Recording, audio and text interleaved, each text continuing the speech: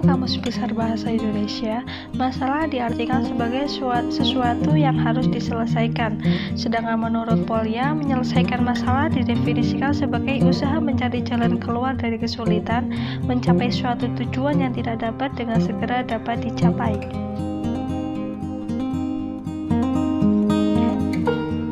Jadi, masalah dalam pembelajaran matematika adalah suatu persoalan atau pertanyaan yang bersifat menantang yang tidak dapat diselesaikan dengan prosedur rutin yang sudah biasa dilakukan atau diketahui.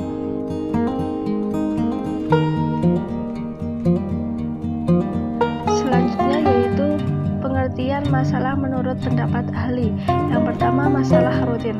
Masalah rutin diartikan sebagai tugas yang dapat diselesaikan dengan cara mengisikan atau mensubstitusikan data tertentu ke dalam penyelesaian umum atau dengan cara mengikuti langkah demi langkah yang sebelumnya sudah dikenal si penyelesai masalah.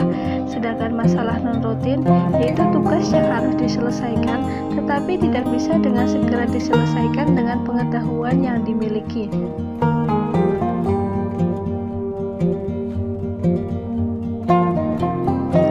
Contoh masalah dalam matematika. Di sini ada dua masalah. Yang pertama masalah rutin.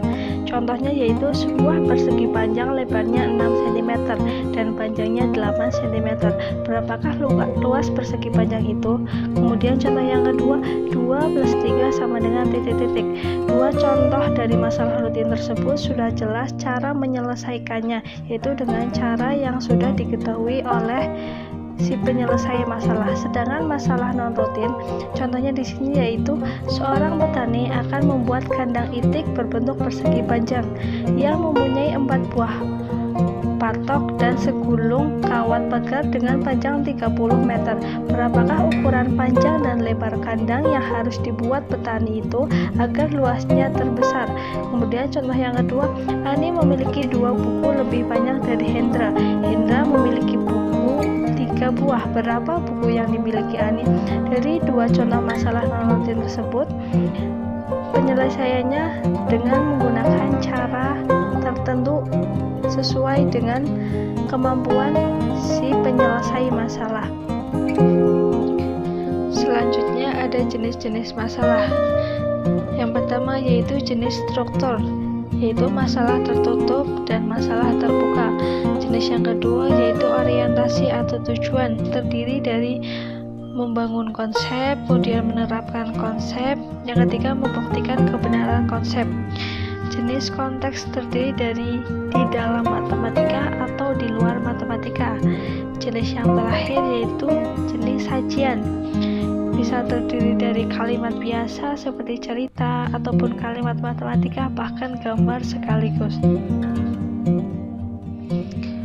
Polya memperkenalkan 4 tahap penyelesaian masalah, yaitu yang pertama memahami masalah, yang kedua merumuskan masalah atau merencanakan strategi penyelesaian, yang ketiga melaksanakan strategi, dan yang keempat melakukan tinjau ulang. Dalam merencanakan strategi itu sendiri, mengidentifikasi strategi umum yang dapat digunakan untuk menyelesaikan suatu masalah. Strategi ini antara lain, yang pertama mencari pola, yang kedua membuat tabel, yang ketiga bekerja mundur, yang keempat mengidentifikasi tujuan, yang kelima menguji masalah yang berkaitan dan menentukan apakah cara yang sama dapat diterapkan, dan yang keenam membuat diagram. Contoh masalah dalam matematika. Berapa banyak cara menukar 1 lembar uang nominal 10.000 dengan 5 ribuan, 2 ribuan, dan 1.000-an?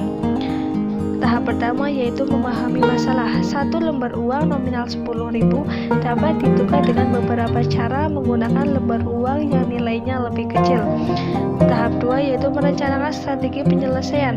Pada masalah ini, strategi membuat tabel digunakan untuk melihat seluruh kemungkinan yang terjadi. Ini dia contoh tabel yang bertujuan untuk dapat melihat semua kemungkinan yang terjadi. Yang terakhir yaitu melakukan tinjau ulang.